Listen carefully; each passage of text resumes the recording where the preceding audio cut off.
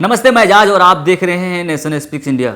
दोस्तों, एक सबसे बड़ी खबर आ रही है कि सरकार ने जो चाइनीज़ ऐप थी हमारे इंडिया में, लगभग 59 चाइनीज़ ऐप्स को बैन करने की घोषणा कर दी है, जिसमें से शेयर इट, टिकटॉक जैसे बड़े बड़े एप्लीकेशन भी शामिल हैं।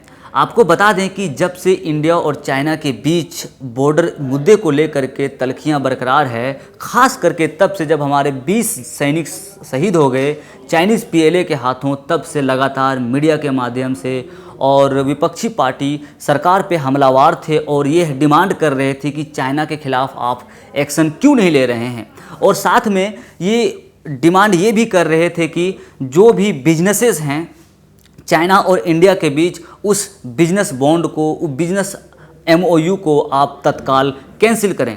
इन्हीं तमाम चीज़ों को देखते हुए सरकार ने जो फैसला लिया है वो चाइना को बहुत नुकसान देने वाली है। आपको बता दें कि सरकार के इस फैसले को, यानी जो अभी फैसला लिया गया कि जो चाइनीज़ बेस्ड एप्लीकेशंस हैं, 59 एप्लीकेशन इंडिया में बैन है, सरकार इसे लोग अलग अलग तरीके से देख रहे हैं। किसी का कहना है कि सरकार का ये चाइना पे वर्चुअल स्ट्राइक है, तो किसी का कहना है कि चाइना पे सरकार का यह डिजिटल स्ट्राइक है। हालांकि जैसे कि आप तमाम लोगों को मालूम है कि हज़ारों करोड़ रुपए का चाइना का इंडिया में रेवेन्यू कलेक्शन होता था इन तमाम ऐप्स के माध्यम से। आपकी जानकारी के लिए मैं बता दूं कि अभी टिकटॉक की हमारे इंडिया में जो एक्टिव यूज़र हैं उसकी संख्या है 120 मिलियन। इसी तरह अगर बात करें यूसी ब्राउज़र की, तो यूसी ब्राउज़र की 130 मिलियन एक्टिव यूज़र हैं इंडिया में, और शेयर इट जिसका सबसे ज़्यादा है, यानी 400 मिलियन एक्टिव यूज़र भारत में हैं। और इसी तरह से हेलो ऐप्स का 50 मिलियन एक्टिव यूज़र हमारे भारत में हैं। तो आप समझ सकते हैं कि इस आंकड़े को देख करके आप समझ सकते हैं कि किस तरह से चाइना का रेवेन्यू कलेक्शन हमारे कंट्रीज़ में होते थे इस एप्लीकेशन के माध्यम से। लेकिन यहाँ सबसे इंटरेस्टिंग बात यह है कि जो सरकार ने इन तमाम एप्लीकेशंस को, चाइनीज़ बेस्ड एप्लीकेशन को बैन करने का फैसला लिया है, इनके पीछे जो रीज़न बताया वो है नेशनल सिक्योरिटी थ्रेट। सरकार ने कहा कि जब अभी हमारे इंडिया और चाइना के बीच बॉर्डर क्लैशेस चल रहे हैं, चाइना हमेशा लगातार अपने इस एप्लीकेशन के माध्यम से अलग अलग तरीके से इंडिया पे मॉनिटर करना चाह रही है, और इन तमाम चीज़ों को देखते हुए, नेशनल सिक्योरिटी को देखते हुए सरकार ने यह फैसला लिया है।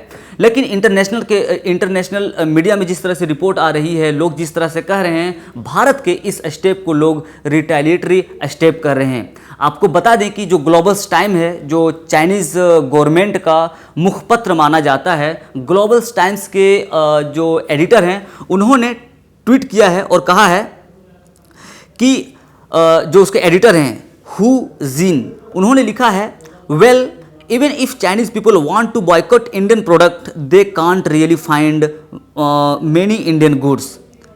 उसका कहना है कि अगर चाइनीज़ पीपल अगर चाहे भी, तो अगर चाइना में कि इंडियन गुड्स को वो बॉयकॉट करें, तो यहाँ पे ज़्यादा इंडियन गुड्स हमारे पास नहीं हैं। Indian friend, you need to have something that are more important than nationalism.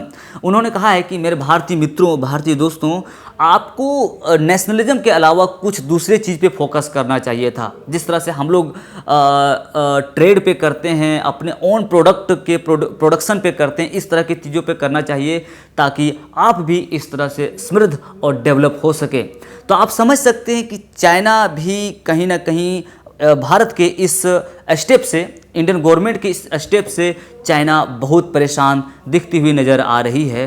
तो आप समझिए कि देश में क्या हालात बने हुए हैं कि जब इंडियन गवर्नमेंट चाइनीज़ कंपनी के एप्लीकेशन को अगर बैन करती है, तो चाइना को तो ऑब्वियसली इसमें नुकसान है ही, लेकिन साथ में इसके बरक्स जो सबसे इम्पोर्टेंट सवाल यहाँ पे उठते हैं वो है ये कि जो इस कंपनीज में, जो इस एप्लीकेशन में जो लोग जॉब करते थे, जो लोग नौकरियाँ करते थे, उनकी नौकरियाँ तो चली गई, जिसमें से हज़ारों हज़ार लोग बेरोजगार हो जाएंगे।